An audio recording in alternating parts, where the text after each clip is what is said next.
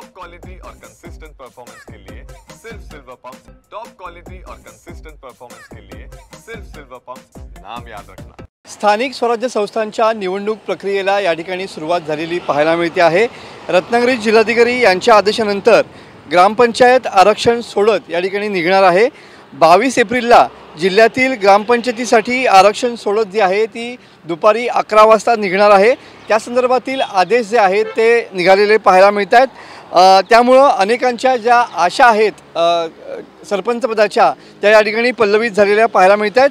2023 सालापासून ग्रामपंचायतीच्या निवडणुका ज्या आहेत त्या झालेल्या नव्हत्या।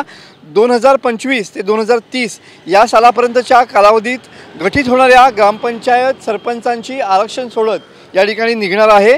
रत्नागिरी जिल्ह्यातील विचार केला तर एकूण 847 ग्रामपंचायतींची सोडत जी आहे ती 22 एप्रिलला निघणार आहे। चिपळूणमधील सर्वाधिक म्हणजे 130 ग्रामपंचायतीमधील सरपंचांची सोडत या ठिकाणी 22 एप्रिलला निघणार आहे।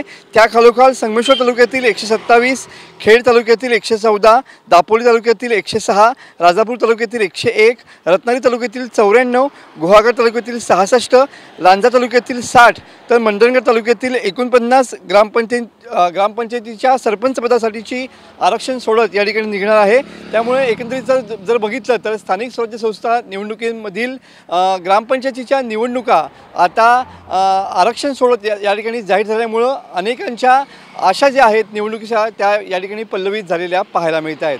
कॅमेरामन समित गजनेसह मी मनोज लेले, TV9 मराठी, रत्नागिरी।